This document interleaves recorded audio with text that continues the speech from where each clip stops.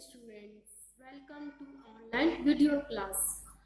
Today we will discuss about expansion of education in India, role of missionary.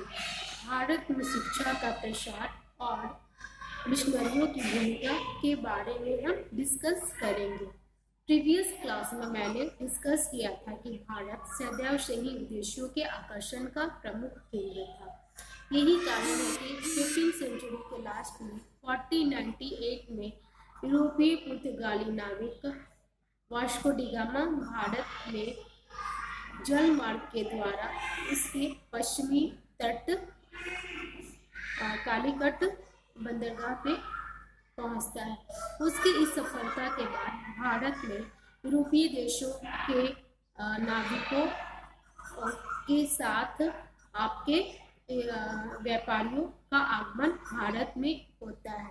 प्रारंभ में तो भारत में इन यूरोपीय देशों के व्यापारियों के आगमन का एक प्रमुख उद्देश्य भारत में व्यापार वाणिज्य को स्थापित करना था, परंतु बाद में इन्होंने भारत में शासन की दृष्टि से आधिपत्य जमाना शुरू किया।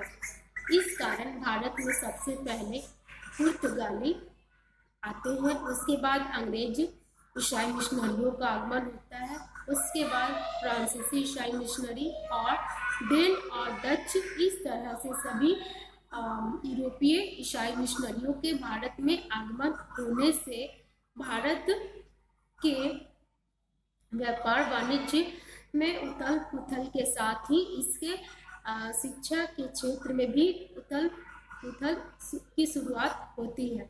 भारत में जहाँ प्रारंभ से वैदिक शिक्षा का वर्चस्व रहा और फिर बौद्ध शिक्षा ने वर्चस्व स्थापित किया, इन दोनों शिक्षा के वर्चस्व के बाद भारत में मुस्लिम काल में आपके इस्लाम धर्म के शिक्षा का प्रचार प्रसार की शुरुआत होती है।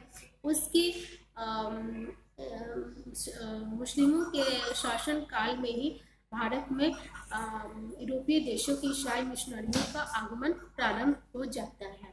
इस तरह से पहले तो ये भारत के व्यापार वाणिज्य में अपना हिस्सा और पैर जमाते हैं। बाद में इन्होंने भारत की शिक्षा व्यवस्था में भी अपने आधिपत्य स्थापित करते हैं। इस तरह से हम देखते हैं कि भारत में शिक्षा के प्रसार करने में ईसाई मिशनरियों की क्या भूमिका रही, उसका आज हम डिस्कशन करते हैं। फर्स्ट हम देखेंगे कि भारत में सबसे पहले पुर्तगाली ईसाई मिशनरियों के शैक्षिक कार्य। एजुकेशनल फंक्शन ऑफ पुर्तगाली ईसाई मिशनरीज, क्रिश्चियन मिशनरीज। 1498 में पुर्तगाली नाविक वास्को डी गामा ने भारत के जल मार्ग की खोज की।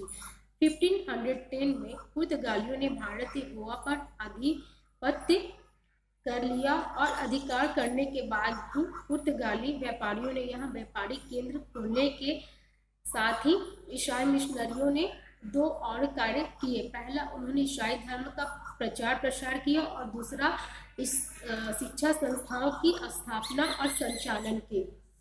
इसके लिए उन्होंने ईसाई धर्म की प्रचार प्रसार के लिए उन्होंने प्राथमिक शिक्षा की व्यवस्था की और इसके लिए उन्होंने पैदल घूम घूम कर ईसाई मिशनरी ईसाई धर्म की प्रचार प्रसार किया। और इन्होंने गोवा में अपने व्यापारिक केंद्र को स्थापित किया। साथ ही इन्होंने वहाँ पे प्राथमिक स्कूलों की स्थापना की। इन स्कूलों में पुर्तगाली भाषा में स्थानीय भाषा, लोकल लैंग्वेज, गणित और स्थानीय शिल्पों की शिक्षा की व्यवस्था की। साथ ही इन स्कूलों में ईसाई धर्म की शिक्षा मुख्य रूप से दी जाने लगी। जो निर्धन बच्चे थे उसके लिए उन्होंने फ्री एजुकेशन का प्रावधान रखा और उनके लिए भोजन, वस्त्र और पाठ्य पुस्तकें भी निःशुल्क दी जाने लगी। इन्होंने 1556 में एक प्रिंटिंग प्रेस खोला जिसमें धार्मिक पुस्तकें और पाठ्य पुस्तकें तैयार किए जाने लगी। और जैसे जैसे पुर्तगाली व्यापारियों का क्षेत्र बढ़ता गया वैसे वैसे पुर्तगाली मिशनरियों का कार्य क्षेत्र भी बढ़ता गया। गोवा में अधिकार करने के बाद उन्होंने दमन, दीव, हुगली, कोचीन और चटगांव और मुंबई में भी माध्यमिक स्कूलों, प्राथमिक स्कूलों की स्थापना की। इसके बाद उन्होंने पुर्तगाली मिशनरियों ने भारत में आधुनिक प्राथमिक शिक्षा के साथ साथ आधुनिक उच्च शिक्षा की भी शुरुआत की। इसलिए उन्होंने सर्वप्रथम 1575 में गोवा में जेसुइट कॉलेज की स्थापना की। फिर 1577 में मुंबई के निकट बांद्रा में सेंट एनी कॉलेज की स्थापना की। इन कॉलेजों में लैटिन भाषा, ग्रामर, लॉजिक और संगीत, म्यूजिक की शिक्षा दी जाने लगी। साथ ही इसमें ईसाई धर्म की शिक्षा की भी व्यवस्था की गई। इस तरह से आपके मुगल बादशाह इनसे प्रभावित होकर अकबर आगरे में जेसुइट कॉलेज की स्थापना करते हैं। लेकिन आपके 1662 में शाहजहां ने इन पुर्तगाली ईसाई मिशनरियों के बढ़ते प्रभुत्व को रोकने के लिए उन्हें यहाँ से आपको मार भगाया। नेक्स्ट हम देखेंगे एजुकेशनल फंक्शन ऑफ अंग्रेज क्रिश्चियन मिशनरी, अंग्रेज ईसाई मिशनरियों के शैक्षिक कार्य।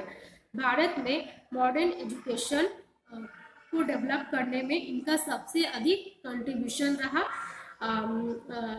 1613 में इस देश में ईस्ट इंडिया कंपनी ब्रिटेन का प्रवेश होता है और ऐसा उल्लेख मिलता है कि ईस्ट इंडिया कंपनी के प्रवेश होने के बाद प्रत्येक जहाज में एक पादरी आता था और उस पादरी का उस समय एक प्रमुख उद्देश्य था कि ईसाई धर्म का प्रचार प्रसार करना। इसके लिए उन्होंने बंगाल को अपना केंद्र बनाया और उन्होंने यह कार्य दो माध्यमों से शुरू किया, एक शिक्षा के माध्यम से और दूसरा दीनहीनों की सेवा के द्वारा। इस कार्य के संपादन के लिए उन्हें इंग्लैंड के अनेक मिशनरी संगठनों से पैसा प्राप्त होता था और साथ ही देश में कार्यरत ईस्ट इंडिया कंपनी का संरक्षण और आर्थिक सहायता भी उन्हें दिया जाता था। इस तरह से अंग्रेजी ईसाई मिशनरियों ने यह कलकत्ता, बम्बई, मद्रास में अनेक चैरिटी स्कूल की स्थापना की। ये जो चैरिटी स्कूल थे ये दो प्रकार के स्कूल थे, जिनमें एक ऐसे स्कूल थे जिसमें अंग्रेजी भाषा के माध्यम से शिक्षा दी जाती थी और दूसरे दूसरे जो स्कूल थे उसमें लोकल लैंग्वेज के माध्यम से शिक्षा दी जाती थी। परंतु दोनों प्रकार के स्कूलों में ईसाई धर्म की शिक्षा अनिवार्य रूप से दी जाती थी। प्रारंभ में तो उनकी जो कार्य थी वो कुछ धीमी गति से चली, परंतु 1698 में ब्रिटेन की सरकार ने ईस्ट इंडिया कंपनी को जारी किए गए अपने आज्ञा पत्र चार्टर एक्ट के द्वारा कंपनी को अपनी छावनियों में पादरी रखने और विद्यालय चलाने की आज्ञा प्रदान कर दी। इससे कंपनी के संचालकों और पादरियों ने थोड़े अधिक उत्साह से इस कार्य को आगे बढ़ाया और 1731 तक बंगाल, मुंबई और मद्रास में सैकड़ों प्राथमिक स्कूलों की स्थापना की जाने लगी। मद्रास में भी माध्यमिक स्कूलों सेकेंडरी स्कूल्स की स्थापना की गई। साथ ही साथ इस कार्य में बंगाल, बिहार और अवध के प्रांतों में भी स्कूल स्थापित किए गए और आपके इस तरह से भारत में जो अंग्रेज होते हैं वो आधुनिक शिक्षा की शुरुआत करते हैं। साथ साथ आपके भारत में एक प्राच्य और एक पाश्चात्य वर्ग की स्थापना हो जाती है। प्राच्य वर्ग जो है वो भारत की सभ्यता, संस्कृति और शिक्षा के माध्यम का पक्षधर होती है, जबकि पाश्चात्य वर्ग के जो लोग होते हैं वे वेस्टर्न नॉलेज और लिटरेचर पे फोकस करते हैं और इंग्लिश को एजुकेशन का मीडियम बनाते हैं। इस तरह से भारत में उन्होंने शिक्षा का प्रसार किया और इसके लिए उन्होंने अनेक शैक्षिक कार्य किए, जिसमें मद्रास, मुंबई में उन्होंने अनेक यूनिवर्सिटी की भी स्थापना की। इस तरह से उन्होंने शैक्षिक कार्य किया। नेक्स्ट हम देखेंगे एजुकेशनल फंक्शन ऑफ फ्रांसीसी क्रिश्चियन मिशनरी। 1667 में भारत में फ्रांसीसी व्यापारियों ने प्रवेश किया और ये भी अपने साथ फ्रांसीसी ईसाई पादरी लाए। उन्होंने अपने कारखानों माही, यनाम, कारिकल, चंद्रनगर और पांडिचेरी में स्थापित किए। कारखाने के निकट ही प्राथमिक विद्यालयों की स्थापना की। इन विद्यालयों की व्यवस्था फ्रांसीसी ईसाई मिशनरियों के हाथ में थी। इन विद्यालयों में फ्रांसीसी और स्थानीय भाषाओं के माध्यम से शिक्षा दी जाती थी। इनमें फ्रांसीसी माध्यम से शिक्षा देने हेतु फ्रांसीसी शिक्षक नियुक्त किए जाते थे और भारतीय भाषाओं के माध्यम से शिक्षा देने के लिए भारतीय शिक्षक नियुक्त किए जाते थे। इनमें ईसाई धर्म कैथोलिक की शिक्षा अनिवार्य रूप से दी जाती थी। इसके लिए प्रत्येक स्कूल में एक पादरी शिक्षक अवश्य नियुक्त किए जाते थे। फ्रांसीसियों ने पांडिचेरी में एक सेकेंडरी स्कूल की भी स्थापना की। इसमें फ्रांसीसी भाषा और ईसाई धर्म की शिक्षा अनिवार्य रूप से दी जाती थी, परंतु जैसे ही इनकी राजनीतिक आकांक्षाएं बढ़ी, अंग्रेजों ने इन्हें कर्नाटक के युद्ध में परास्त कर भारत छोड़ने के लिए विवश कर दिया। इसके बाद इनके द्वारा स्थापित शिक्षा संस्थाओं को अंग्रेजों ने अपने तरीके से चलाया। इस तरह हम देखते हैं कि फ्रांसीसी जो है उनका ज्यादा दिनों तक भारत में ठहराव नहीं होता है, अंग्रेज उसे मार भगाते हैं, इसलिए उन्होंने शैक्षिक दृष्टि से ज्यादा इनकी भूमिका नहीं रहती। सिर्फ उन्होंने प्राइमरी और सेकेंडरी स्कूल की ही स्थापना की और उसमें ईसाई धर्म से संबंधित शिक्षा की व्यवस्था की और कैथोलिक शिक्षा को अनिवार्य बताया। नेक्स्ट हम देखेंगे एजुकेशनल फंक्शन ऑफ डेन ईसाई क्रिश्चियन मिशनरी।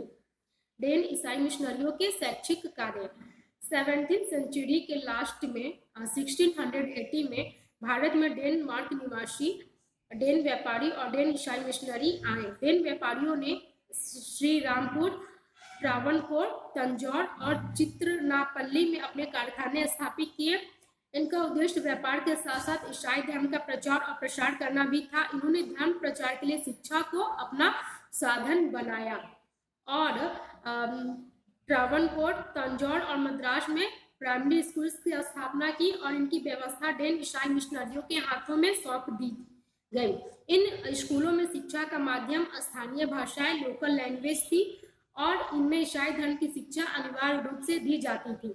दक्षिण भारत में तमिल भाषियों के लिए बाइबिल का तमिल भाषा में अनुवाद किया गया और इसे छापने के लिए वहां तमिल भाषा का प्रिंटिंग प्रेस भी लगाया गया था। परिणामतः 50,000 भारतीयों को ईसाई बनाने में ये सफल हुए। डेनों ने 1716 में ट्रावणकोर में एक शिक्षक प्रशिक्षण विद्यालय की स्थापना की, टीचर ट्रेनिंग कॉलेज की, टीचर ट्रेनिंग स्कूल्स की स्थापना की और इस महाविद्यालय में अंग्रेजी और विभिन्न भारतीय भाषाओं के माध्यम से शिक्षण करने का प्रशिक्षण दिया जाता था, परंतु ये लोग व्यापार के क्षेत्र में सफल नहीं हुए और अंत में 1845 में इन्हें सभी कारखाने अंग्रेजों को बेचकर ही अपने स्वदेश लौटना पड़ा। अगर देखा जाए तो डेन ईसाई मिशनरियों के जो शैक्षिक कार्य थे वो प्राइमरी एजुकेशन पर फोकस किया, साथ ही इन्होंने टीचर ट्रेनिंग स्कूल और कॉलेज की भी स्थापना की गई कि जिसमें शिक्षकों को सही रूप से ट्रेनिंग देने का कार्य इनके द्वारा किया गया। इस तरह हम देखते हैं कि डेन ईसाई मिशनरियों के भी शैक्षिक कार्य भारत में रहे हैं और इनका भूमिका भी भारत में सकारात्मक पड़ा। अब हम देखेंगे next point, educational function of Dutch ईसाई क्रिश्चियन मिशनरी। डच ईसाई मिशनरियों के शैक्षिक कार्य, educational function of Dutch Christian missionary. 17वीं सेंचुरी के मध्य में भारत में हॉलैंड निवासी डच व्यापारियों ने प्रवेश किया। इन्होंने अपने व्यापारिक संस्थान समुद्र के किनारे बंगाल में, चिनसुरा और हुगली में तथा मद्रास में, नागापट्टनम और विल्लीपट्टनम में स्थापित किए। इनके साथ डच ईसाई मिशनरी भी आए थे। इन डच ईसाई मिशनरियों ने कारखानों में काम करने वाले डच नागरिकों और भारतीय नागरिकों दोनों के बच्चों को शिक्षा के लिए प्राथमिक विद्यालयों की स्थापना की। इन विद्यालयों में समान भारतीय नागरिक के बच्चों को भी प्रवेश मिलता था। इन स्कूलों में उन्हें डच भाषा, स्थानीय भाषा, भूगोल, ज्योग्राफी, मैथ्स और लोकल आर्ट एंड स्किल्स की शिक्षा की व्यवस्था यूरोपीय पद्धति पे की गई। इन्होंने विद्यालयों को ईसाई धर्म शिक्षा का केंद्र नहीं बनाया, परंतु अंग्रेजों से शत्रुता हो जाने के कारण उन्हें शीघ्र ही भारत छोड़ना पड़ा। इन्होंने जो शिक्षा का स्वरूप निर्धारित किया था उसमें ईसाई धर्म को सम्मिलित नहीं किया था। तो ऐसा देखते हैं कि वो जो भारत में शिक्षा की शुरुआत करते वो भारतीय परिप्रेक्ष्य के आधार पर शिक्षा की रूपरेखा तय करते हैं, जिसमें भारतीय बच्चे प्रवेश ले सकते हैं, लेकिन उनमें Dutch language, local language, geography, maths और लोकल आर्ट एंड स्किल की शिक्षा दी जाने लगी। लेकिन अंग्रेजों से इनकी शत्रुता हो जाने के कारण अंग्रेज इन्हें यहाँ से मार भगाते हैं। इस तरह से हम देखते हैं कि भारत में जो शिक्षा का प्रसार होता है और उसमें जो मिशनरी की भूमिका होती है उसमें सबसे ज़्यादा आपकी अंग्रेजों की भूमिका ही सर्वोच्च रहती है, क्योंकि उन्हीं के द्वारा भारत में आपके एक लंबे समय तक शासन उनका काल चलता है, जिसके कारण वो शिक्षा के सभी पहलुओं पे, जिसमें आप लोग प्राइमरी, सेकेंडरी, हाई, सभी शिक्षा के पहलुओं पे उन्होंने का प्रसार करते हैं। उच्च शिक्षा के लिए यूनिवर्सिटी स्थापित करते हैं, टीचर ट्रेनिंग को प्रोवाइड करने के लिए teacher training school and college की स्थापना करते हैं। तो अगर देखा जाए तो मिशनरी की अगर भूमिका, तो उसमें अंग्रेज मिशनरी की सबसे अधिक भूमिका होती है। और इसके लिए उन्होंने आपके भारत में